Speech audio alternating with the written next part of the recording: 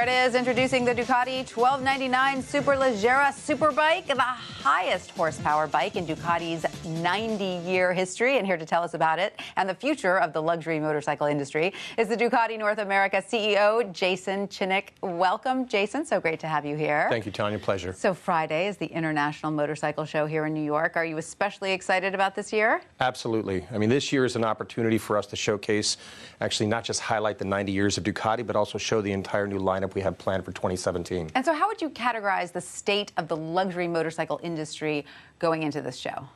It's actually in a very good place. And in fact, as a brand Ducati, it's one of the things that we're one of the leaders in the luxury motorcycle business. And it gives us an opportunity to not only highlight the top end, as we saw here with the Superleggera, but also the ways to enter into the motorcycling industry itself. Right. Well, let's dig deep. What's so great about this $80,000 Superbike?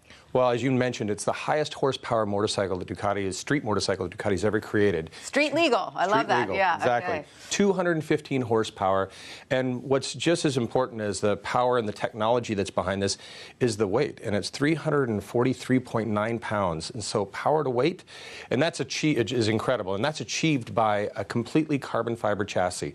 So this means the wheels, the swing arm, the frame have made from some of the lightest, strongest materials known to man. I have to say, it is a beautiful piece of equipment. Now, as amazing as this bike is, you are debuting yet another amazing bike tomorrow at the show. Tell us about that. Yes, we're going to be debuting the Scrambler Cafe Racer. And now this motorcycle actually kind of harkens back to the cafe racers of the 60s, which was a bit of a sparked by this movement of people taking a motorcycle and stripping it down to the bare essentials and kind of turning it into a little bit of a custom bike for their own aesthetic, but with low clip-on handlebars and a dark aesthetic. I like that. Now tell me, who is your demographic? Who is your key customer here in the U.S.?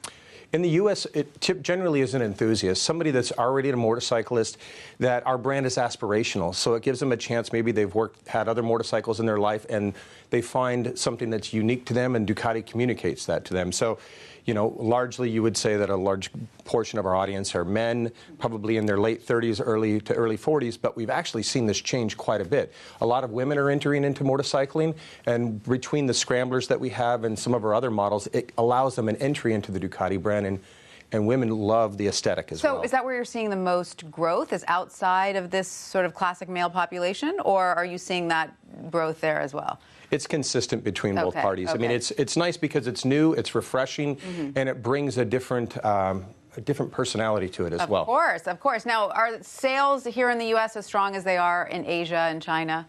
Yeah, actually, North America and the U.S. specifically is the #1 market for Ducati globally. Interesting. Yeah, so for us, that's a very important part of the brand and our strategy and product that we develop. The U.S. market's taken closely into consideration. And tell us how technology is working its way into the luxury motorcycle, the Ducati motorcycle. I mean, we hear a little bit about the self-driving cars and the automotive industry. Is any of that working its way into the motorcycle industry? In motorcycling, a lot of the stuff is trickled down from two different areas. One is obviously automotive development, but the other one is from what we do on the track. And Ducati's known for our racing prowess between Superbike and MotoGP.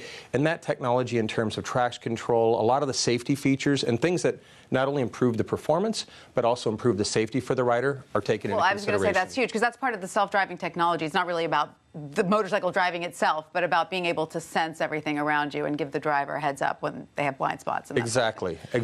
And now what about the green technology that we also see in the automotive industry? Is that working its way into... It has, but it's not something that we've actually have brought to market as of yet. I mean, so we're always in development. Electric Ducati coming up. No, there's not an electric Ducati coming up, but we're carefully watching the trends and understanding how we can communicate our brand experience through different platforms, and that would be one of them. Right. All right. Lots of fun. Jason Chinnock, thank you so much for seeing us. Have a great time tomorrow at the show. Appreciate it. Thank you.